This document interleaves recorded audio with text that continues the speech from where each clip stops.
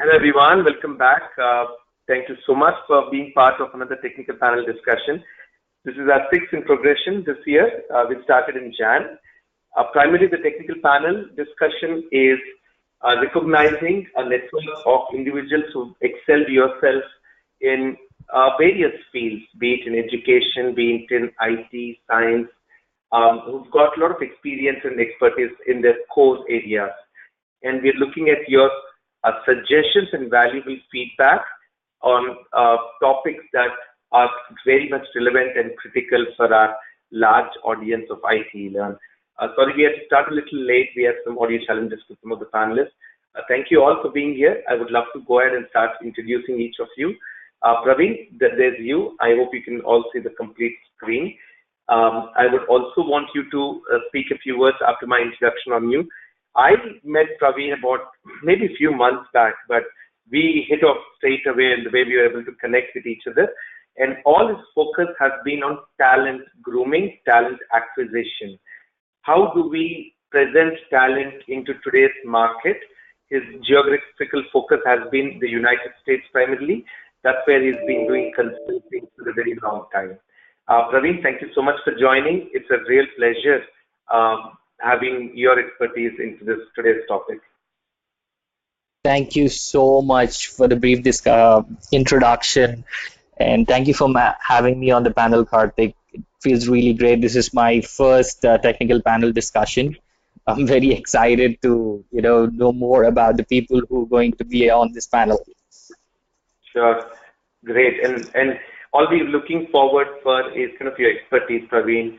And maybe as we go forward into the session, you could talk about your background expertise and relate to the subject that we want to present. Thank you. Sure, thank you, Praveen. Suresh, thank you so much for joining as well. Really appreciate it. I know Suresh almost since the time I've come to the United States in 2005. We met due to our passion towards cricket. Our families were connected. We used to always hang around together. We kept bumping with each other. But off late, in the recent 4 or 5 years, we've been interacting with each other a lot of software testing side. Me from a training perspective, Suresh from the core, he's been in the senior testing roles in the QA department for a very long time. I'm sure more than 10 plus years onto it. And he's someone who's really building consulting in the right manner. And he really knows and relates very well to the topic of today, which is going to be around the same thing. And Suresh, thank you so much for joining. Really appreciate you being here. Thanks a lot, Karthik and the team, for including the other panelists, and hopefully I might be some helpful for everyone. And yes, this is the first time I'm joining this, so kind of nervous, but yeah, excited too. And Suresh, if perfect, you all said, maybe with your audio, you can move closer to your mic. There's some hands-free mic. There's a little gap between you and the mic, maybe. Otherwise, we can try and hear you. Okay. Great. We'll come back to you very shortly, Suresh. Thank you. Vijay, how are you doing? I'm doing good, Karthik. So Vijay Sali and me, which is the last name, we are first cousins. He's right now stationed in Nigeria, and he's been there for almost a decade. He's someone who's not been into the core IT as from a development, or typically a lot of us who are related with IT. He comes from the core industry, and I've really seen him interact and build his skill set in managing large customers in the sales and distribution environment, and how he has built, as he's groomed himself as a strong leader in the sales and distribution market. Vijay, I also am so proud of you, looking at you as one of the enthusiastic entrepreneurs / investor, where you come up with ideas, or you look at ideas and see how you could progress them in growing markets like Nigeria. So, Hello, Karthik, can you hear me? Hello. Yes. Hello. Hello. Yeah, I just lost you. 1 second. I think. 1 second, please. Team, I think we lost Karthik. Please give us 1 to 2 minutes and he would connect back. Vijay, yes, we can hear you. Just give Karthik 1 or 2 minutes. He might join back. Are you able to hear me? Yes, we can Karthik, hear you can now. hear you. Yeah. Okay. Sorry, I think I went onto my Bluetooth and I'm back now. Vijay, are you able to hear me as well? I couldn't hear you then. Yes, I lost you. No, I'm here. Actually, I'm connected through phone right now. Somehow the computer is not happening. Thanks for your words, Karthik. Actually, I've been really looking forward to be joining this one. As others said, even this is the first time for me also. So honestly, slightly nervous because I've never been in a technical panel, and I hope I can add some good value to this today. In a big way, I'm sure we can. And I think it is just the word technical panel and panel. As a panelist, of course, we come with responsibility to give the right advice, and we want to look at the topic, hear all what everyone else is saying, and just be involved in the conversation. And there is one thing that I've seen phenomenally common with all of the panelists is you're great at having conversations. And I've been very comfortable interacting with you also. Thank you, Vijay, for joining as well. Thank you. Going back once more, Praveen is based out of Hyderabad, India. Suresh and I, both of us are in Los Angeles, California. Sai is coming from Lagos, Nigeria. And Shankar, how are you doing? I'm good, thanks. Thanks, Karthik. Thanks, and everyone. So Shankar is someone I know as a trainer for the last 3 years, and we've been speaking and doing the same thing for iTeLearn. So sometimes I do the session, sometimes Shankar does it, and phenomenal job, phenomenal review. Shankar, thank you so much for being part of our core training. But apart from what you've done, your association with the testing world in your whole zeal towards learning and growing in the industry and what we're getting exposed to on a daily basis. That is phenomenal. But for me, once I've become more like a full-time trainer, only tools feature what's happening in the industry. But for you, are so early, the earliest wave, and you really can tell, what the people are really needed in this in the movement. That is based out of India, and he is a master of software testing. Hey, hello, everyone. Yeah, so can I? Yes, please. Okay, so yeah, hello, everyone. First of all, thank you very much for making me to part of this. I've been part of these discussions previously too, and I'm a continuous learner, and I hope I'll definitely add some good points from a audience point of view here to get benefit out of what is actually expected out of the industry, some of the changes that are happening and how we should be ready for it. So I'm all for it. That's great. Thank you, Shankar, so much. Lakshman, are you on this session? Yes, Karthik. Yes, Karthik. All right. How are you doing, Lakshman? I'm good, Karthik. How about you? Great, thank you. I haven't personally met you or spoken with you earlier, but I did hear from Sheetal and Ashna, and very glad to have you here. That is a different flavor that you bring, because Lakshman, audience, is someone who's representing as a placement officer for a well-known institute in engineering. So he's someone who's very well connected and looking at how the engineering students are getting groomed, what they're learning, versus what is it that the corporate world is asking for them during this campus placement initiative. He also has vast experience within the software engineering area, and he's become now the assistant professor and placement officer.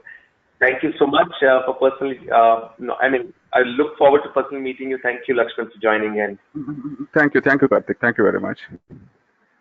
Really look forward for having you in this conversation. Aman is, again, I would love to introduce someone because he was supposed to be here. He's traveling, unfortunately, at the last minute. His kind of travel and our session timing clash, couldn't join. So, but then Aman is someone I've met in person in the last couple of months, but I've known him for the last 3, 4, or 5, 6 months because He is someone who's been developing an amazing software called Jaguar software that is catered more towards the loan management system. This is towards collection and the microfinance businesses that we see that are grooming up in a big way in the Indian market. He's got a lot of clients already who's been interacting and actual financing model, and now they're coming up with a great software that helps them do the entire thing. The reason we interacted with Aman was to see how we could do software test automation and help them in launching the product better. And they are in fact using NEOS to do the software test automation.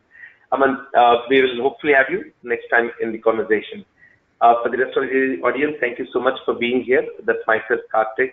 I hope you all are aware of me, and you'll hear a lot about me as we keep going along. So team, let's quickly go towards the topic of the day, and this is where we are. Corporate expectations from employees. It looks like very simple 3-4 word statement, and then we wrote a few things initially, but then I said, you know what, let's not put in any words into our tech panel. We want to hear from you. You come from different fields and different expertise and different geographies as well. What do companies expect when they do recruitment of people? Most of the topic could be IT related, but it can also soften into other non-core IT fields. Could be digital marketing, creativity side, anything that could be even business associates and so on. I would love to hear from the panelists, and on this topic, I'll keep the thing open, and let me try and quickly get this title also to the next slide and keep this slide active. There you go. Anyone wants to start with it? Lakshman? Yes, Karthik. You must be doing a lot of placement assistance for hundreds, probably even thousands of students in different departments. And you interact with a lot of hiring managers from the local Hyderabad market as well. Yes. How does it look? What typically happens? Yeah. Where are you succeeding and dropping short? Yeah, according to my knowledge, the students having much closer interaction with the industry people. Actually, the industry people, what they are looking for, the students has not been fulfilled with their requirements. Apart from that, every student has having their personal skills like soft skills and as well as their talent according to their communication skills, and their subject skills are very familiar with what the industry looking for. But nowadays, what is happening? The students, they're simply completing their course, and the course never been matched with what the real world expecting from the student to fulfill their employer needs. So to fulfill that the complete requirement from the employer, we are trying to catch up the students where he lagging behind. Yes, Karthik? Yeah. And so I kind of summarized into 4 points what you said, Lakshman. Yes. Having closer interaction with industry people, that's a great statement. Somehow I could not have termed it better. Interaction with industry people, that is absolute exposure. Not having complete knowledge on whatever their courses are there, lack in soft skills, and the gap between what we teach. And again, I don't want to be critical about engineering because I'm a computer science engineer myself, but just that the gap is there from what we learn to what they expect in the real world. Yes. That is math is different, reality is different. If you're coming to the math, every student is expecting we are perfect in their subject, but it's coming to reality. The industry people, they're not getting much what they want from the students. So that is the gap between we are having from industry people between two students. Sure, Lakshman, I'll ask you one more question, and maybe anyone else from the panel can go after that.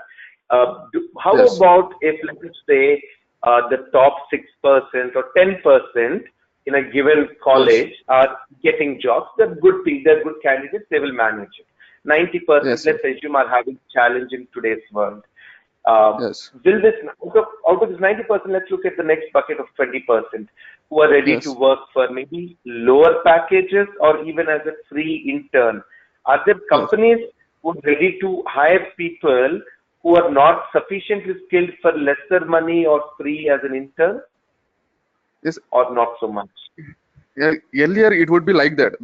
From the industry, they are hiring the students, and then they motivate to train them up, and then they place it on the project. Nowadays it never works like, because they're expecting who are having much expert on the particular domain. Who, based on that only the recruitment will happen nowadays. Here the students, whoever having much knowledge on their skills and the subject, they are having the complete what it's called, complete grip on the subject, and those people only having place at once. And after that you coming to you told like 10% people are getting jobs earlier, and after that we are having 90%. Like I cannot spell it like scrap, but in that 90% only 10 to 20% are got placed at the end of the day. Right, Yes, Karthik? right. I know, I completely agree. And see, and I personally have graduated from Usman University campus in 98, 20 years ago. And at that time, our Okay. placement was almost 100%. But I've seen a gradual decline as the quality and number of institutes increase. But I still believe there is a lot of, there's one pool who is great. We can, easily get them placed with skill management. But then another 20, 30% can Yes, easily be groomed, skilled, gaps yes, analysis, and represented them in the right way. Totally with you on that, Lakshman. yes, yes, And yes, that's true market experience that talks about. Great, thank you. Anyone else yes, from the thank panel want to add to this? Let me go for it. So honestly, I have recruited quite a few number of people in different streams. I have recruited some Nigerians, Indians, as well as few Chinese across the three parts of the world. But what I don't have too much experience with the freshers is concerned, basically because we are into more recruiting more with the professional experience already having. But what we have really seen, the way it has been going on, is that a 3 years experience, what we used to get around 5 years back, and what we are getting right now, there's a huge difference in the quality of the people. So earlier, if someone was having 3 years of experience and then the interview process was going on pretty smooth, and we were having a more easier success rate of, definitely in every interview, people try to keep their best foot forward. But when we're really taking the 3 years experience people before, then we were having a higher success rate than people having 3 years right now. Though they're able to express, one of the things they're really lacking nowadays is, I believe so, is the soft skills and the confidence to express themselves.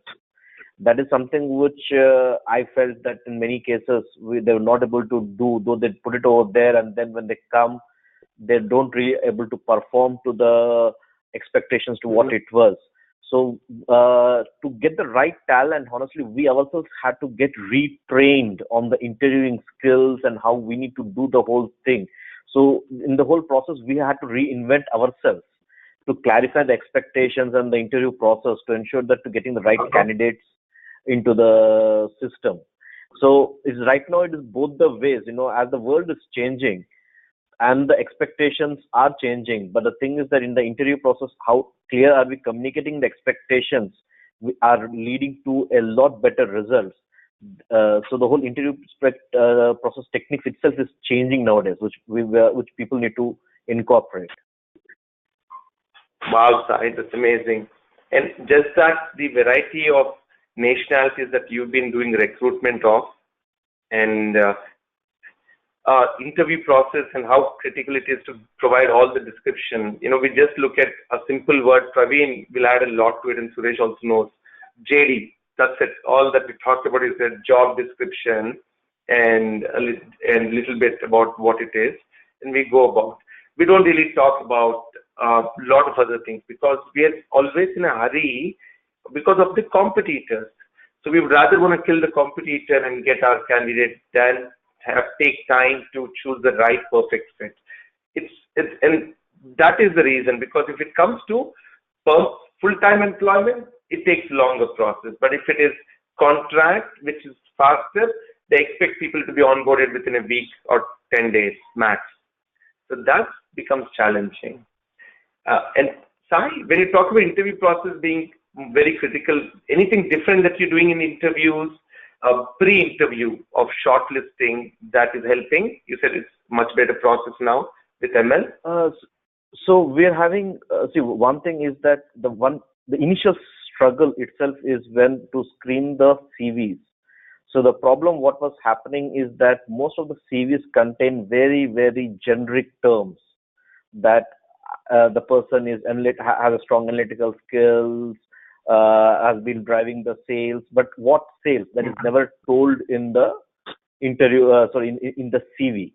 So the not yes. So honestly, I don't know, but most of the CVs what we are really getting nowadays, maybe they're not getting tutored or they don't have the advice out there how to make some good CVs. So because all the CVs contain very, very generic words, very generic words. Okay, fine. So what? What next? What did you do? Nobody is able to put that in a CV. Then what did they do? They really do. Maybe everybody's copying from the same format. I'm not sure.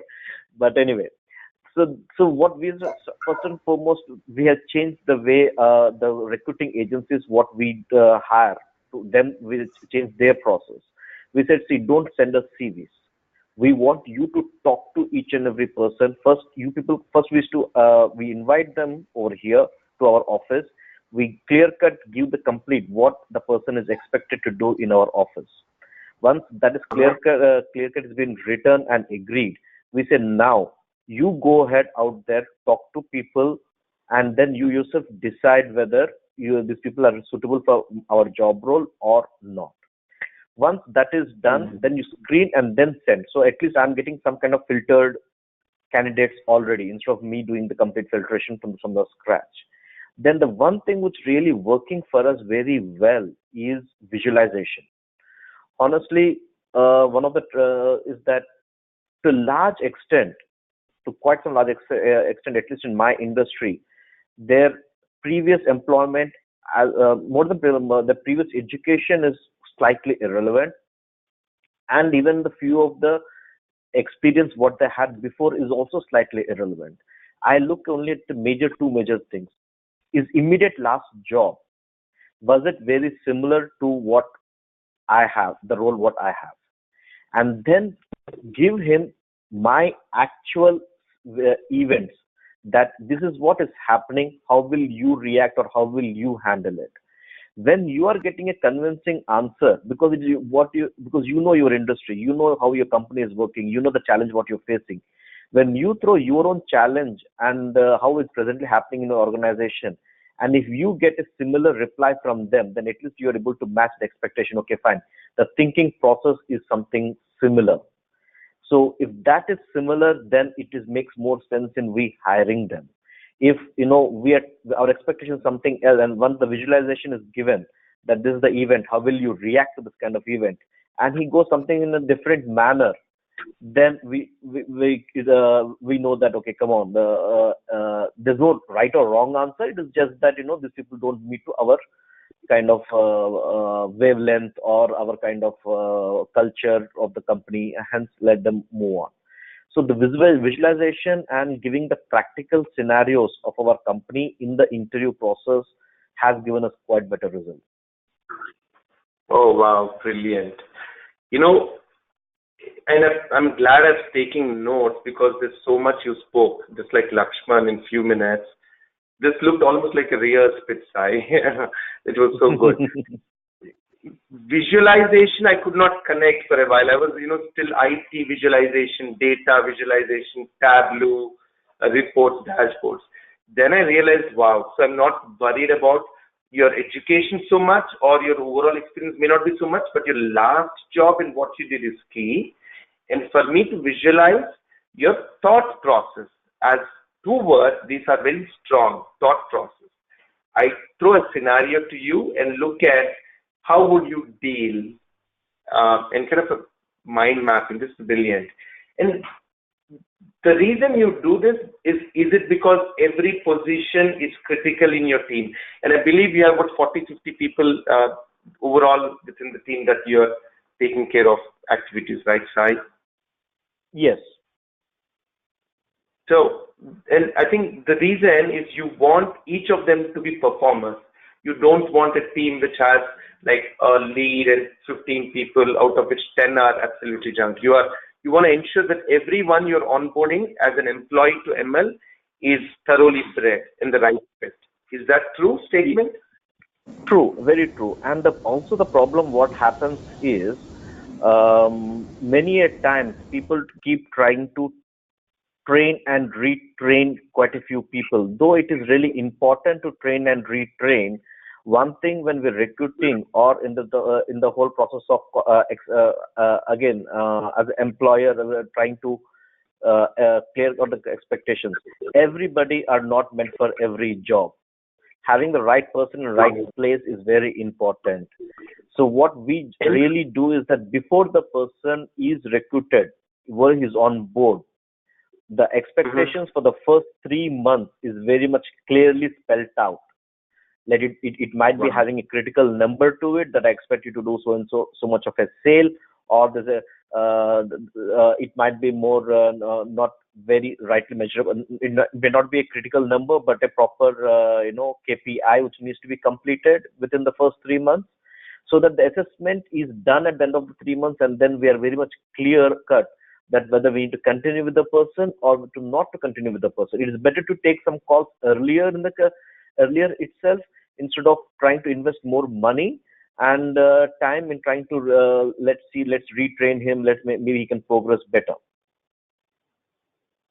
Wow, that's brilliant. You've spoken like a true HR. Because it's just not bringing people on board, the right people, but also how do we keep them culturally there, keep getting them trained, retrained, and ensure that give them milestones, achievements, targets.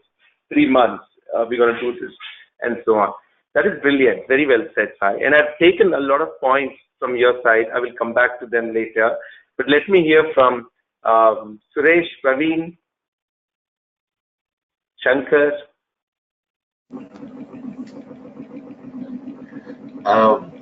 This is Suresh.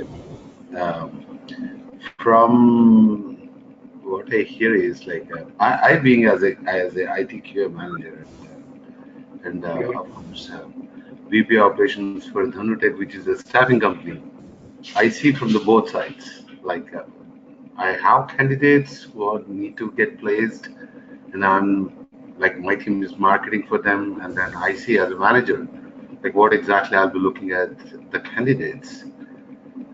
Yes, I agree with the earlier panelists who were giving, but my take on it is as a manager. Let me talk as a manager. If I'm recruiting someone, and then if he puts like 8 years, 9 years, I might be odd man ship out. But when I look at the resume, I don't care how many years he's putting. Right? He might be putting like 18, 19, 20, whatever it may be. I don't care. But because on my project, I know what I need from a candidate. So obviously, when the interview starts for the candidate, I just brief him like what exactly I want. And I mean, the candidate should capture that. And I prefer, like, even though he got multiple projects in his resume, he needs to correlate one of the projects with exactly the same what I'm talking. Right, so, absolutely. Our guys whom we are putting into the place where they interview, he need to correlate which project out of his resume is very close related.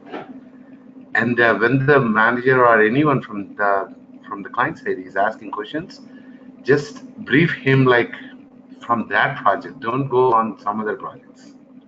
Like if my industry is a financial industry where the candidate is coming for an interview, I prefer he answers me in a financial industry way.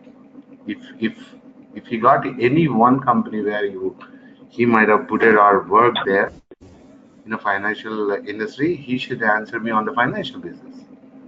That make more because I'm in that media, even though my personal profile, I worked in several other domains, but right now I'm working in a financial domain as a manager. So my mind will be filled with all financial terminology and all of this stuff. So when I'll be asking questions to anyone, I mean, of course, I'm a very generous interviewer. I'm not a good interviewer for like. I prefer candidate to give me answers like relating to a financial industry project, which actually immediately it will strike me off. I mean, it doesn't need to be a fresh project from his resume. It might be 3 years old, 4 years old, whatever it may be. But then I immediately, out of all candidates I'm looking at, I'll say, okay, this guy is having some financial industry experience. He'll be the good person to pick it up, and then he could have a jump start. So I don't need to put more effort mentoring him and bringing up to the table. So that is from your manager's perspective. But as a staffing company, I do have employees. I train my employees saying that exactly the same way. I mean, they need to look at the project, what they are applying for, and out of all their projects, okay, yes, the very first project will make some sense because that actually impressed the other guy saying that, yeah, I have 100% control on my project. I worked really there, and then you can tell him, but the same project, same domain project, I pick it and answer on that. And what I'm seeing out of all the resumes, what I see in the market is they are turning to be a machine. They are answering in a machine way. If whatever I ask them, immediately they will reply. But they are not elaborating and they are not actually trying to hold the sense of answer. Mean to say, like, if you're answering something, you answer as if you really worked out there. You just don't answer theoretically. Wow. And you know what? It's very well said, Suresh. And one thing that's coming out towards the end is people are preparing for interview, but not for the job. Because if they're prepared for the job, like from a skill set perspective or an attitude or experience or domain or tools or process, that's great. But if they're all preparing for interview or how to answer a question, what is expected, it's going in a different perspective. And if you look at actually the genuine candidate, once they come to the interview, within the first 5 minutes, we know it. If it's fake or right or not, or, grooming or hopeless. There's so many stages. This is painful process. Is it not, Suresh? Really looking at people, resume, right, finding the right fit. No, I mean I agree with that. I mean, see, even as a manager, I'll be managing around a team of 10 people. I don't want anyone in my team to be a pain in the ass, right? Even though he's a technically savvy and then he got like lot of bunch of knowledge and everything, but if he's not a team player, he will start screwing up everyone. That's true. And then I mean, one interview, I mean, you guys will be very stunned. I mean, what I'm doing. I mean, even my manager said to me, I asked him, "Can you play cricket?" He said, like, no. Then can you play ping pong? He said, like, no. If I teach you, can you learn ping pong? He said, like, I'll try to. Then I said, okay, you're in. I didn't even ask any technical question. I didn't ask any question. It's within 3 questions he was in. I mean, my manager was like, Suresh, are you sure? I said, like, yes. Wow. And then I mean, to my gut feeling, now he is a project manager in that company. Oh, wow. That's amazing. He started as a QA and then he moved to BA. He became a lead manager. Now he's a manager. He's a project manager over there right now. He says like, okay, you are really. I mean, what did you see in my? I said like, okay, My project is different. My technology is different. You are coming from a different company where you are having different technology. I saw you in your resume. There is nothing matching. So what I'm going to ask you, all I need is like someone, if I tell you, and if you just simply follow at least for 1 week, and then if I'm wrong, you can correct me. But if you just follow me, because I have experience of 1 year in this company, and do what exactly I say, you will help my team. That's it. Yeah. Yeah. I mean, that might be a very odd situation. I mean, I don't expect the same from every manager in league, but yeah, some instances are that. I mean, mostly I'll be looking at like person who actually, instead of questioning me for every good reason, if he at least, if he doesn't have the proper knowledge and proper technology, at least if he follows what we say, Wow. Wow. he should be a good resource, and then he can quickly pick it up. That's a beautiful word. Just following the right people, and you learn so much just by following, and if they get a great opportunity. Absolutely brilliant for interns, I'm sure. I'm seeing a few questions coming on chat. I'll come to you in a couple of minutes. But Praveen, I would love to hear from you as well. Hey Karthik, thank you. Thank you, Suresh. Hi, Shankar. Hi, Sai. Hi, Lakshman. Thank you, everybody, for having me on this panel. Um, I have been into sales for 14 years now. It's been close to 6 years. I'm into recruitment industry, more on the contract staffing side in the US region. I pretty much agree with Suresh about those three questions, and I pretty much agree with Suresh on upgrading and showing interest, being ambitious about a job, and getting promoted and become a project manager. I have a similar story to share. Karthik actually knows about it. Like I said, I'm into contract staffing. I placed one of the candidates in a car rental company in US who joined as an integration tester, took some initiatives, showed interest, and who happens to be one of the hiring managers who sits on the interview panel in this very company. So that is something is very important for an employee to meet the expectations of the employer. Um, but this story aside, I would also want to share another story which I came across with one of my clients. See.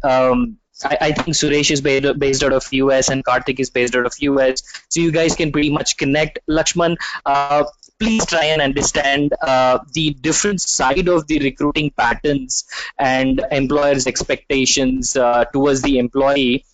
This could actually add a value to you. See, recruiting in San Francisco or Silicon Valley can generate some pretty interesting conversations. Sometimes fascinating characters from startups to big companies. The common request, I usually get from such companies are what we call as a purple unicorn. Um, Maybe you guys try to hire purple unicorn. It is when you list all the qualities and traits that hope will become a magical person. Like Suresh said, if you are from a financial background and you're applying for a job and you do not mention that on your resume yet, get shortlisted for a screening, and even in the screening you're not talking anything related to the financial industry, you're talking about the e-commerce industry, that's a big no. So be a good listener, understand what the employer is expecting out of you, and deliver exactly what they are looking for. So these are the candidates who can't wait to work for you. So here comes the best part of the story. First, when I came across such sort of a requirement from my client, I would rather like to keep the client's name confidential here. I thought they might have a very narrow view on how to hire, and what actually I learned is they have broad lenses. They asked my company to hire head of product. Uh, what he said was really important to him was his head of product is considered to be either male or female. So he wanted us to focus really on helping build the relationship with the team from a very beginning of the gender balance. Um, maybe you guys know, or I'm really not sure about the data on women's percentage in representation on executive team in corporate America.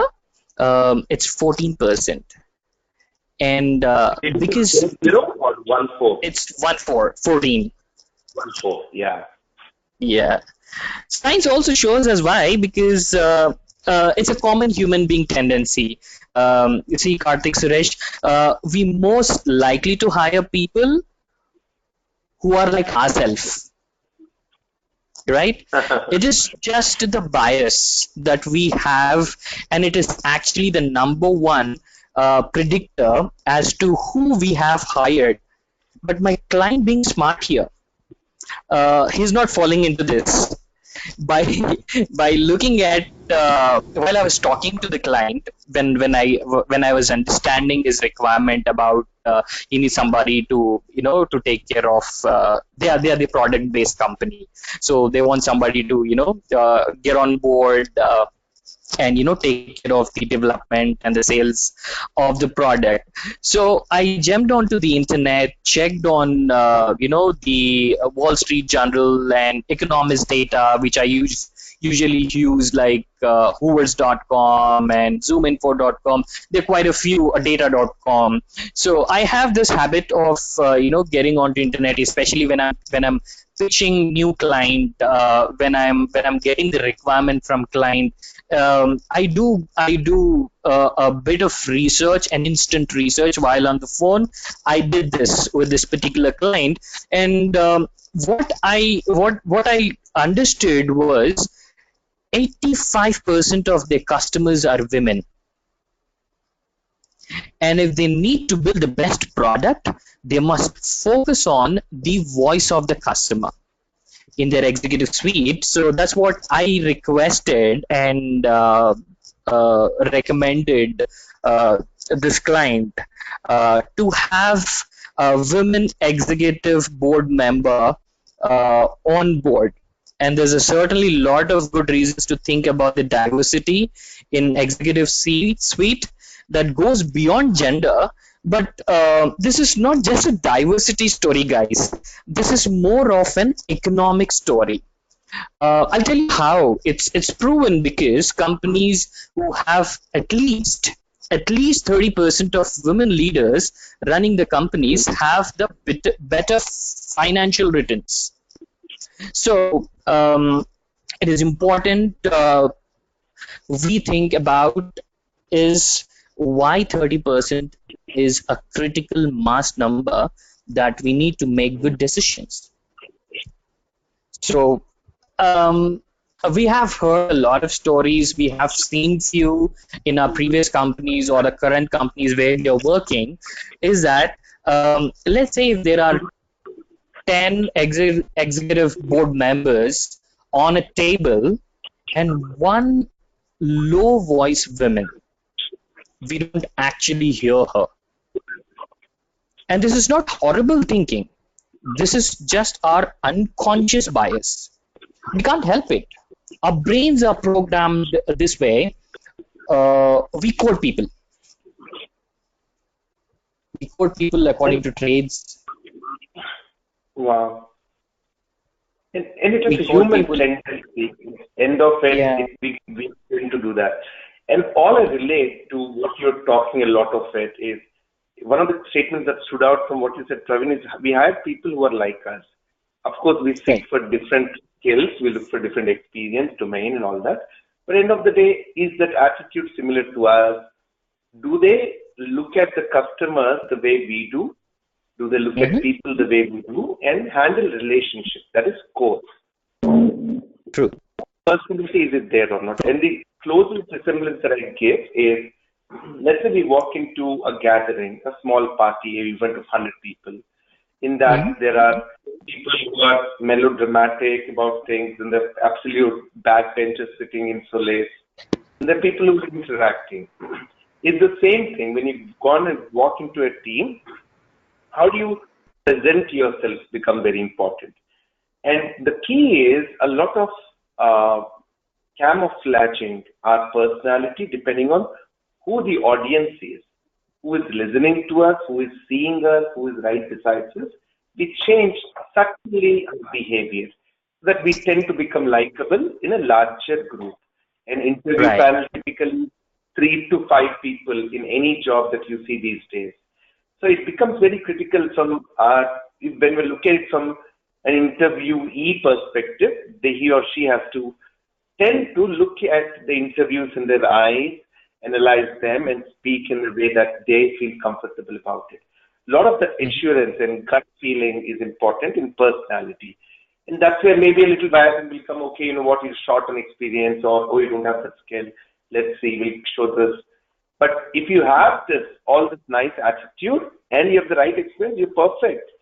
The whole team of 15, 20 people, right from, your trainer, the candidate's trainer, to the team lead you're going to report to, will be so happy about it. Wow, successful.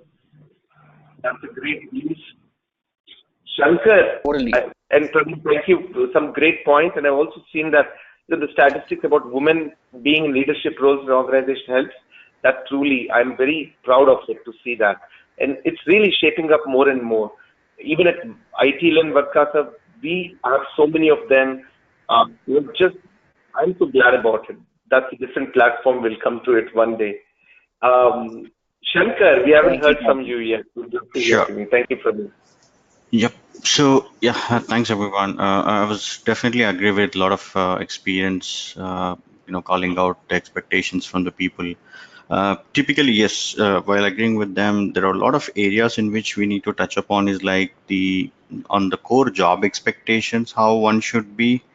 And as Suresh touched upon, the behavioral attitude is very important. Once you even get a job, how you're going to play with the team is going to be very critical. And even the security or an ethical point of view, how you maintain the confidentiality of an organization or the products, those are all different aspects and we can get into. But while, since we have a short of time, the core, on the core job, if you have to because I can definitely categorize people who are looking out for the job and who are actually trying to survive in the current job, or who want to actually upgrade their skills and go to the next level. The core job, the expectations from the industry is they expect you to be the leader. Basically, they expect you to own the problem area that you are working. Don't expect somebody else will come in, or don't assume somebody will come and help me or doing that. People expect you to own the problem and start delivering it. This is one area and you should definitely have a story in your resume when you go from one job to the other, or even in the same organization when you want to put forward your case for the promo or appraisal. You need to explain very clearly how the complex the problem it was and how did you go about solving it. So the how factor is very important, and people expect you to own the problem and start delivering it. That is one major, some of the companies have its own principles. The another area that I can definitely touch upon from the Suresh expectations in the team player is that unless you start investing your time in other success, how successful you are, maybe good technical, delivering your results. But again, if you don't start helping others, if you start investing your time on other success, then again that's going to be a critical aspects leaders will look at, whether how we should is really growing or not.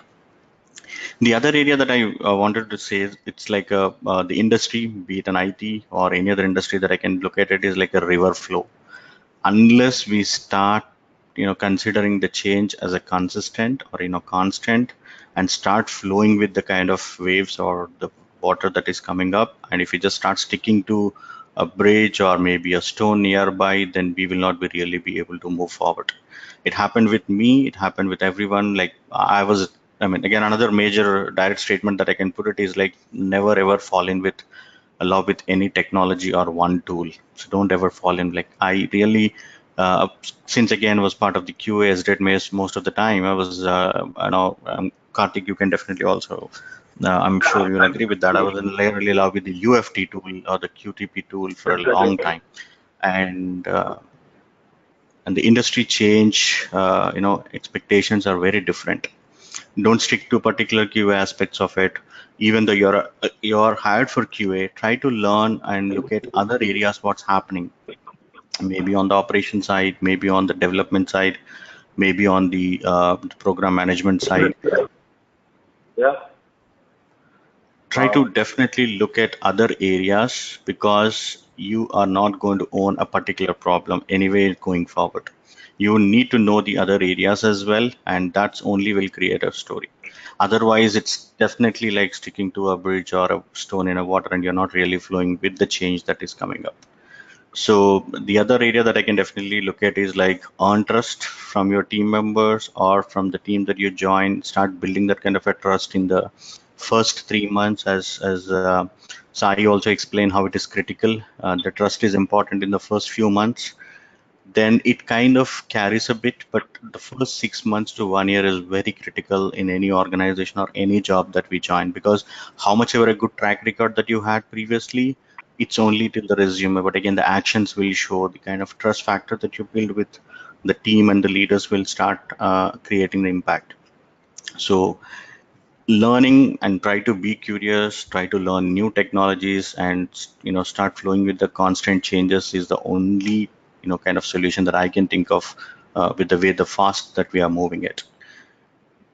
Yeah, so these are some of the points, and definitely like there is one point that we mostly touched upon was like while hiring, definitely as a managers, we have given an instruction to hire somebody like us. Yes, as part of my previous organizations, they completely agreed. Like they used to say, somebody should be like a smart, but I was like really used to be happy. But in my current organization, they say somebody who is smarter than you, rather, or somebody who is better than the current, at least a 50% of the strength that we have. So again, that puts me in like, we need to really find somebody who is smarter than us or better than the current people in the organization. Wow. This is amazing. I couldn't stop writing all the points that came from everyone. One second. Awesome.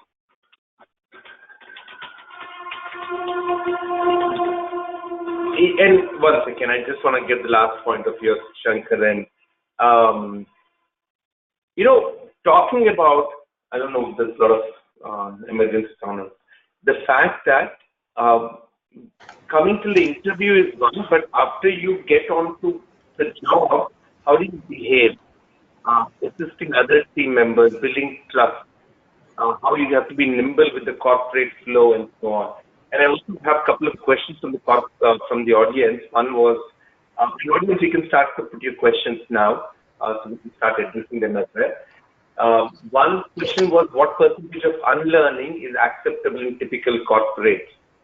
And that is very critical. Rather than unlearning, we need to have focused learning and gel into that team.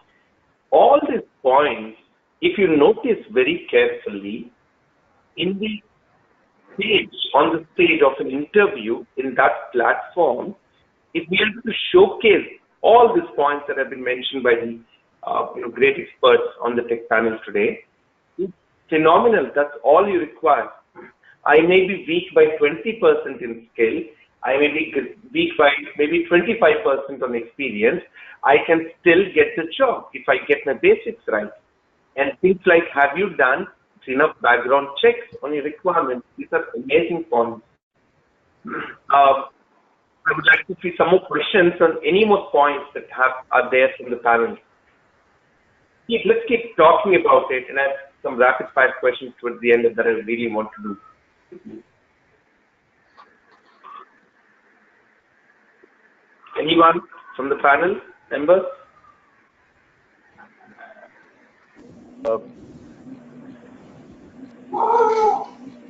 Hey, Karthik, it's Praveen. Yes, Praveen, please go ahead. I'm sorry, I don't have a question, but yes, I would like to elaborate a little further in terms of learning, which was well voiced out by Shankar and you. It is always important to unlearn what you have learned and learn which is supposed to be learned at a present company. That is what it is important. When you also said, stick to your basics, that is very beautiful. You don't have to be a supernatural to be a successful employee. Just follow the basics. When I say basics, aptitude to think differently in a knowledge base, attitude to excel in your zone, be an excellent communicator, always be ready to upgrade, talk to your immediate boss or manager after listening to his requirement, which demands to accomplish the task which is being sent across to you, spoke to you verbally, be it a one-on-one meeting or in your inbox. But the very important thing coming back here is basics again. Did you take the bullet points? Did you understand the detailed requirement? If not, yes, be a communicator. Talk to your manager. Paraphrase the discussion. Have the 20% of the aptitude to learn and 80% of attitude to excel the task. Wow. See, I think that's brilliant, excelling the task.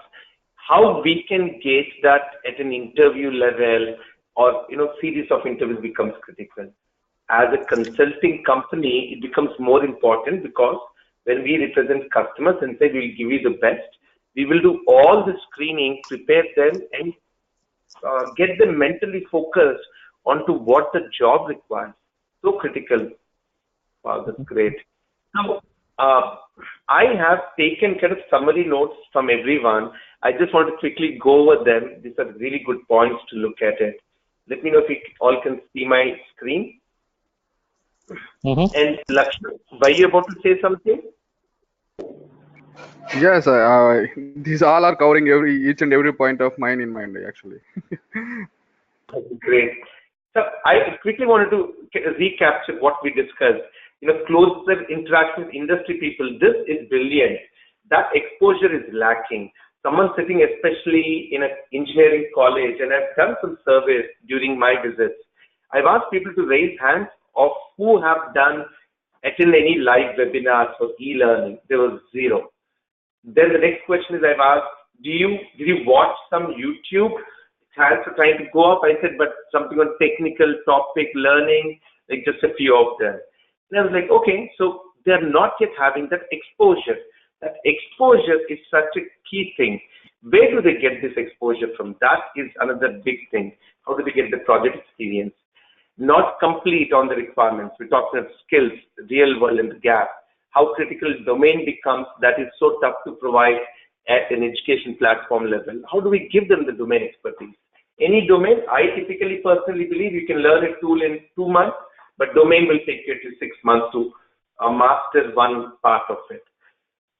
And I did have a question for you, Lakshman. I'll come back to that maybe, but since you're there on it, how does this placement happen as a process? Can you enlighten us, please? Then you have students. Yeah. Actually, coming to the part of placements in particular on our organization, like all engineering colleges, here we are conducting a campus recruitment learning classes, like it would be called as CRT classes in our campuses. In that CRT classes, we are we are feeding the students about their soft skills and communication skills, and improve their domain knowledge, and like we are giving feeding to the students. But apart from that, we are expecting the good support from the industry people. Like if you take what it's called Infosys, The Infosys people are conducting like Campus Connect program every year for the students. Have you aware of that one, Mr. Karthik? No, I'm not. Campus Connect by Infosys. Yes, yes. Can you enlighten us? Infosys. Yes, in this Campus Connect program, the every student who got selected by the campus selection from the Infosys, they undergo for the training for the period of 3 to 4 months in the Campus Connect program. In this Campus Connect program, the Infosys people will give the feed for the students like in which domain they are having the requirement. In that domain, they are giving the complete complete training according to their requirement. So by that training, every student will get benefited at the end of the day. We are expecting more and more companies do similar kind of activities in the campuses itself. Uh, so it may fill the gap between real world and as a in between student and real world. So this way we are planning to give the complete feed for the students.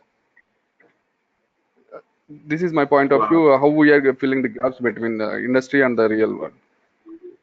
So even before someone gets to the Infosys Campus Connect, which is their in-house 3 to 4 months in-depth training domain tools, they still have Yes, to get selected in the campus, correct?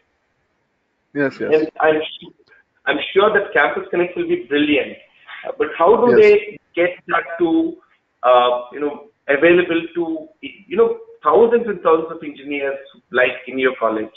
And I've seen TCS Ion. They have something like an NIIT facility now, franchising trainings, and that seems TCS had one of the best trainings, in-house trainings, when during 98, 99, 2000. I remember for sure at that time. Same 3 months, somewhere in Trivandrum, is it? I'm sure for sure in Tamil Nadu. And that was yes, brilliant training that we were having. And this is yes. really key as to how we could provide such things upfront. Wow. Yeah, there's one, this is Shankar. There's one small issue though with the campus hiring. Like, we cannot really make 100% placement, as you said, like 20 years back, that was the case. For the people who don't get select, my only suggestion is like, that's just for that particular year based on the kind of, positions the company has. It all depends on the, industry, the market, etc. So never ever think that is the only, like, a major stop or a major blockage, especially if somebody is preparing in that angle. To connect back with my story, like around 13, 14 years back, I have been rejected by all these companies. I mean, I was really struggling to get an offer from Infi, never had. From Satyam, I never had. Wipro, I never had. And these are all my dream companies, to be frank. And in 2 years of story, like the entire story was totally different. So all you could do is like just look at, definitely have your own story. And as I was telling, not just the core area that you're working, but try to learn few other areas of the complete engineering. And when I was trying to explain those aspects in the interviews 2 years down the line in the beginning of the career, believe it or not, I still have all the offers with me. Like I keep them. I have offer from Wipro, I have from Infosys, and then I totally had to take a different decision to join Microsoft at that time. So it's all about the time at that time, whether the offers were there or not. But your skill should definitely keep continuing, keep learning, and move forward. So never think that campus hiring was the only major step for the people who don't get there. That is so motivatingly key, Shankar, because not everyone gets to campus or the first thing. And in fact, I've gone through kind of a layoff that happened out here in the United States. I was part of the taxing effect, and I know the pain. You could be the best in the industry, but it'll still shake you. So you, as a professional, we always keep shaking up. But our core has to remain correct. Once the core is correct, and the skill, domain, everything keeps getting added. It is more challenging for people who are beginning their career than people who have 6, 7 years in the industry. They still can do rapidly fine. But for the younger ones, it becomes very important. Thanks, Shankar. So I also shared a lot of things, especially in terms of how important soft skills, retraining, visualizing, making them understand and talking about the last job and how the thought process is, and how important for them it is to find the right fitment even if it takes a little longer. Suresh, I've seen you and understand how much of pain we go through in just screening out, is it the right resume or not? Even how flexible you have been to try and let some people come up with their genuine skills and still be able to groom them. Sometimes all that is required is just right attitude. If we have the right attitude, that's all that really requires them. And we just have to be in the right place, then we'll keep going with them. Praveen, you spoke a lot of statistics as well, and I can put that, but it is being a good listener. Even during an interview, if you're able to get them to speak and involve with them in a conversation, it is great. The more conversations that we can have, team, in general, in life, about ourselves, about what we do at home, at work, at play, all those that we talk about makes us someone who can speak easily. Communication is nothing but about speaking and expressing. And if you keep interacting with varied set of people, you will be able to please each of the technical panels, not the interview panels, panelists. Yeah. And I think one more thing that is very critical is how we do background check. So corporates just don't want to come. Let's say we're talking to TCS or Infosys or an Accenture or any of these top companies like Google and Facebook. When they want to come, will we go to it just like that, or will we do some kind of a background verification? Let's say Google comes. Which process within Google? How do we know that yes, this skill and this is what they're looking at, this is the latest, let me do some research on that team. Do a little bit digging, and that becomes very important. Otherwise, there's nothing you have put on the table as an effort to get towards Google. Google has reached all the way till you. Now you have to go there. Just as an example, I'm taking of a company. Shankar, we've heard you last, but again, a lot of topics that you spoke. I really like how you talk about building trust with all the people that you interact. You just don't have to, be narrowed down to just a QA role. You can go talk to business owners, end users, IT, core IT infrastructure people. A lot of times you'll get exposed to the C-level executives as well. And that is why they say, keep your elevator pitch ready. Elevator pitch becomes very important, because you get opportunities sometimes in your life to express about something important that you possess within less than 10-20 seconds. And that is important. You don't have to be sales to do that. You have to just be in the corporate world, and that becomes so key. So panel, I just put a few questions. I'll try and go one by one. Let's see this. Is this question visible for us? Who is easier to hire typically for you? Junior, mid-level, senior. When it's a senior, we're talking about real managers to VP/CXO level. But junior, I'm talking more interns, 6 months, 1 year experience. What's your experience on it? Anyone in the panel? Suresh, Shankar? Team composition is always, frankly speaking, a mixed one based on the kind of work we do, but I really love the kind of energy that the interns and the juniors will bring in. I always have like 2 to 3 people in the team, and most of them will be like converted into full-time employees, and I've seen the kind of growth that they bring in because they are fresh. I mean, they don't really bias with any of their previous experience. So I definitely would like to have more interns in the team, but again, it's a mixed. I mean, I cannot run the team with only juniors as well. So it's a mixed. Definitely, we need to have junior, mid-level, and the senior to be a successful team, and possibly a wide variety of experiences from different parts of the world as possible, at least part of the country. And I agree, and sometimes I do the same. I kind of, take that chance and say, why don't I do more of? Look at freshers who are smart, energetic. Let's train them and get them going. Sometimes successful, lot of times I've been right about it, trusting interns, but I fail sometimes because they lose focus or interest in what we're trying to push them towards. And that's where that important message called follow me becomes very critical that Suresh was also mentioning. Anyone else wants to talk about recruitment, junior, mid-level, senior?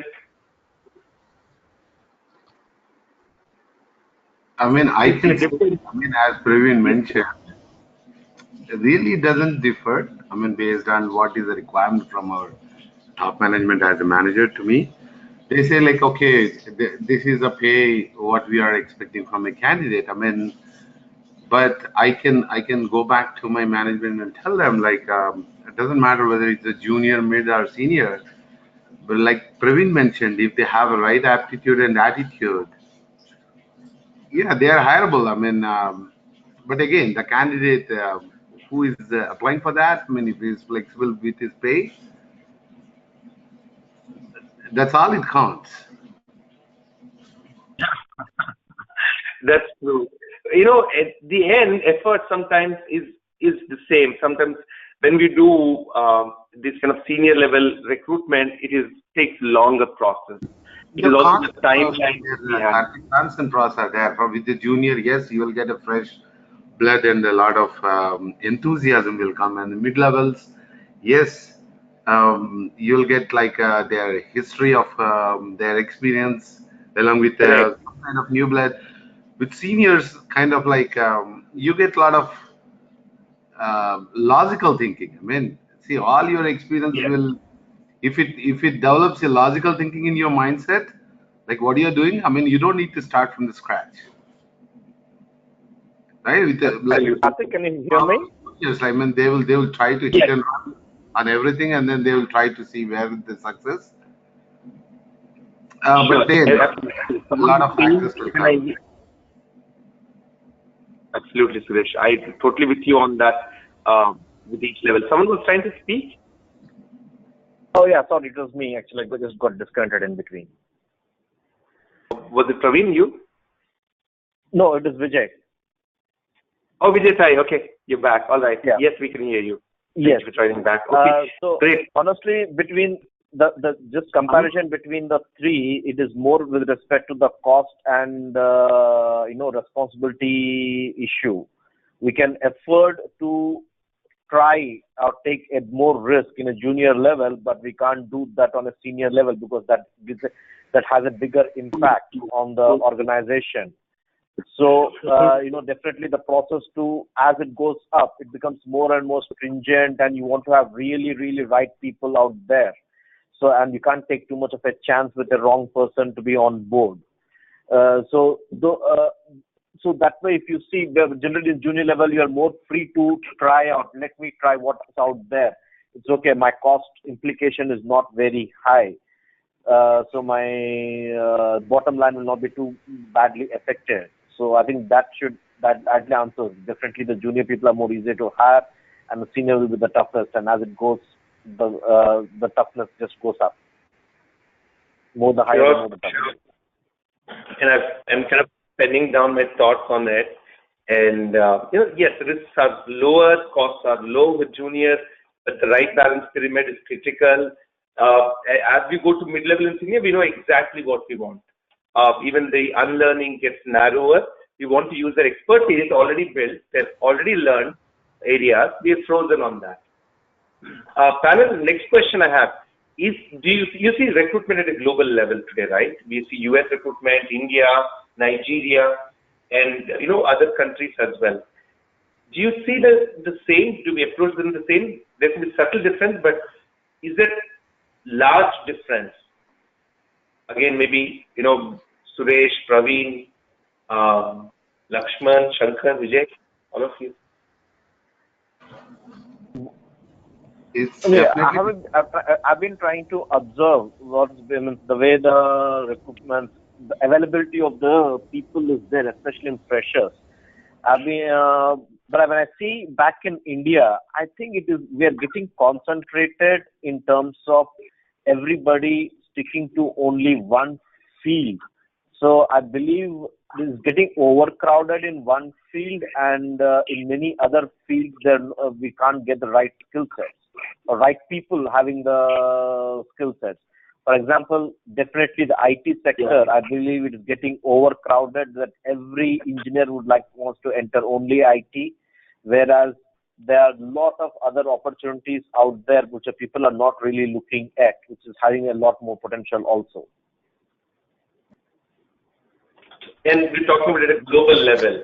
And other non-IT areas is a critical thing that is being missed out by our Indians. Sitting at home and earning, let's say, $15 an hour is not a bad deal at all for someone who otherwise would have had to do, a job for 3 lakhs a year for the next decade. It's saddening. Sometimes your learning curve, your growth becomes narrower because of where you are situated globally. Anyone else wants to add to that? I guess, Praveen here. I would not say the process is different.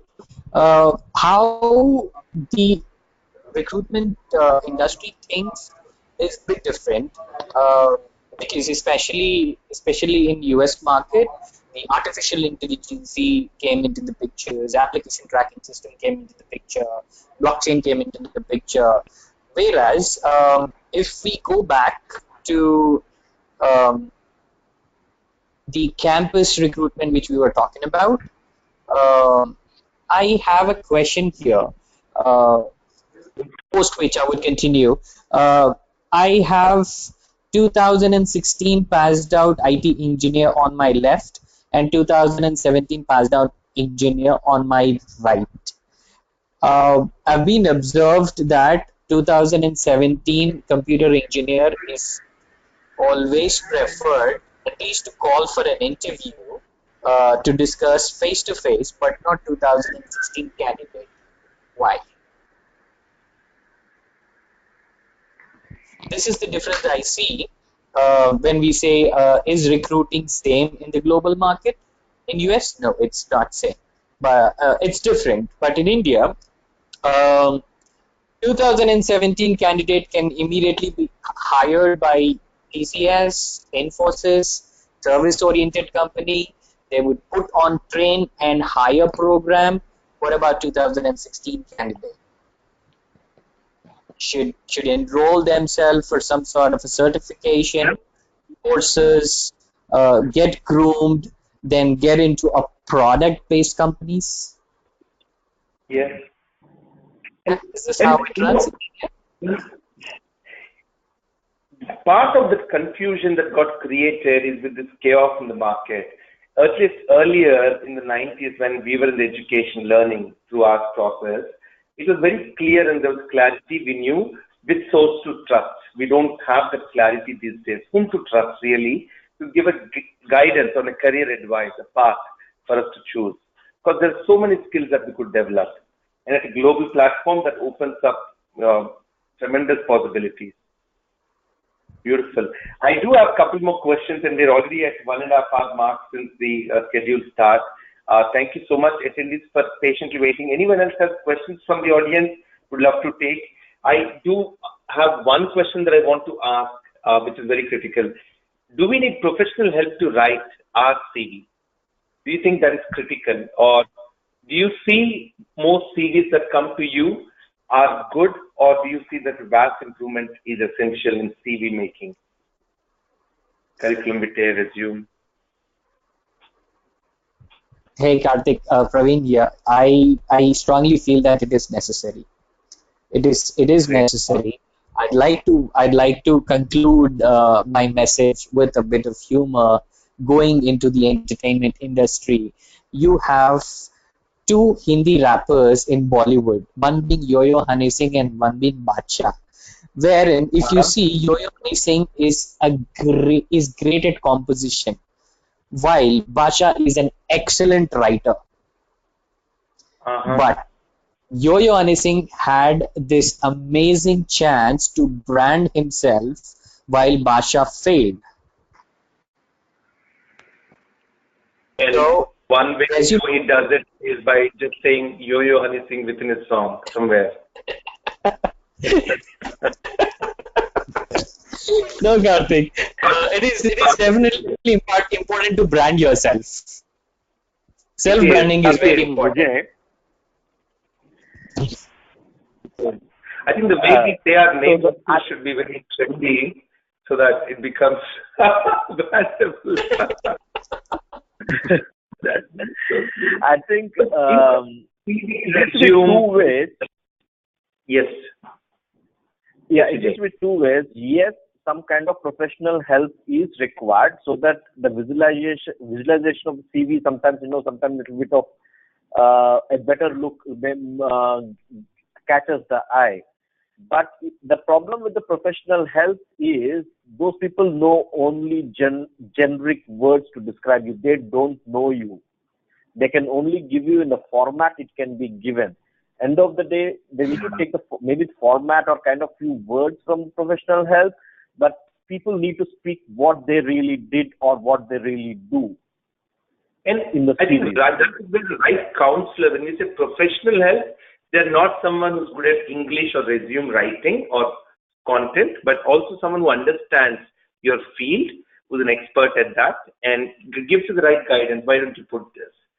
So, for example, I go through this with a lot of my students, and we go through at least 3 rounds of resume preparation. A lot of this guidance is required. Again, okay, sure, Sai. So I've heard you both ways. Shankar, Suresh, and Lakshman. Yeah. So as the other said, maybe in the beginning, as a fresher, you might need some help in articulating the things well.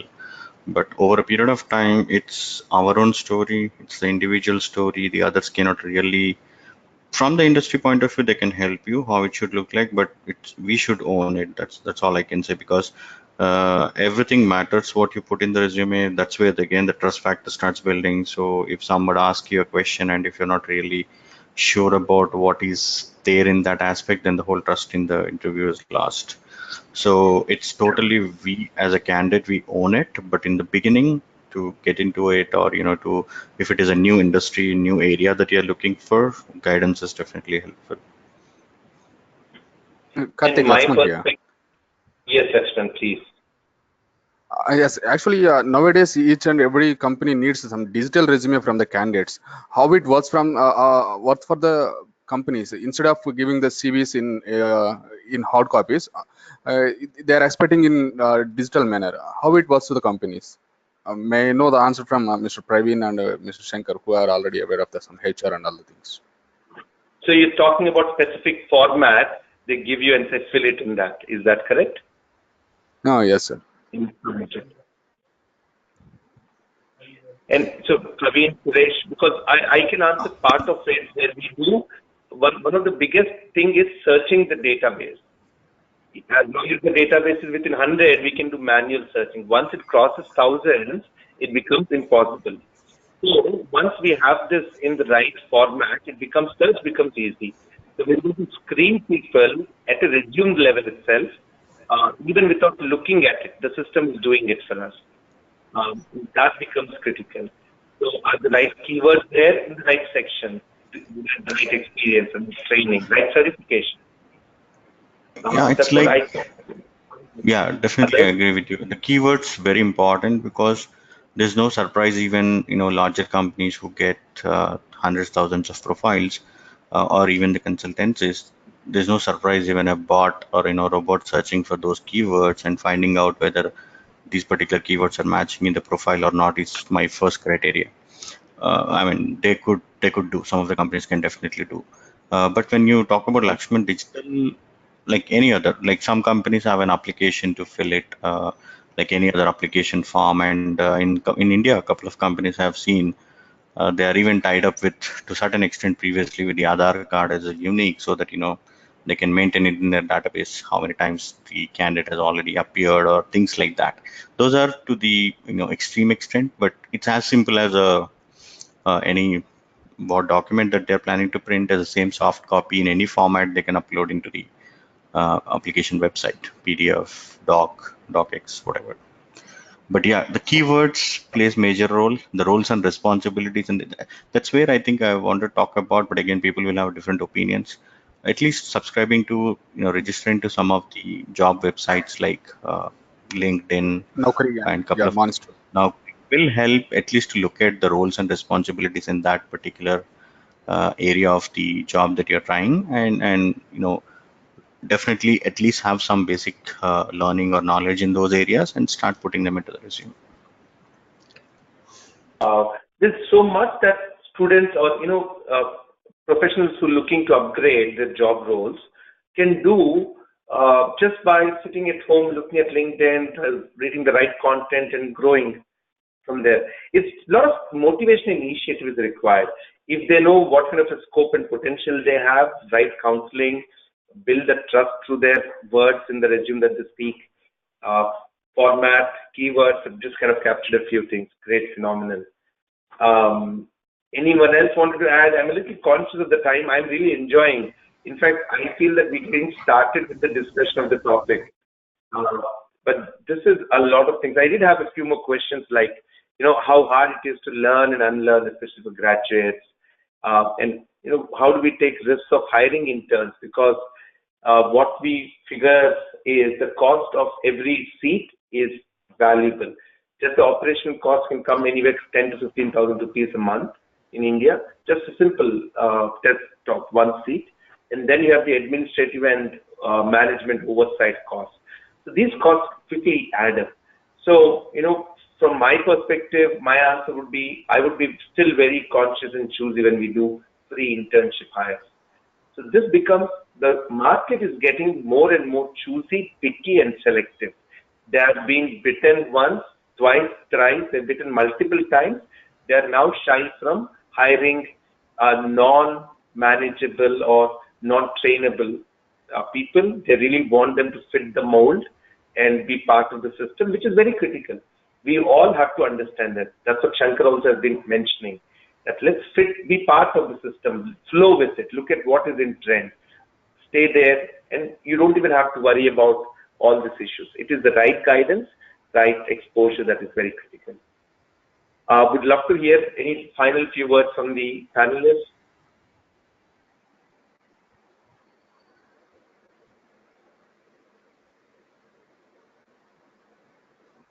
All right, Karthik, great. I'm going to conclude this.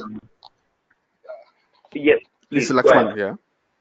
Lakshman, please. Actually, yeah, coming to according to my knowledge, from the students' point of view, we are expecting more and more companies come up with some motivational curriculum from the companies, and they have to implement in the regular curriculum of the students, and they will give the complete motivation to the students and which area they have to train up and how they are going to fulfill their requirement.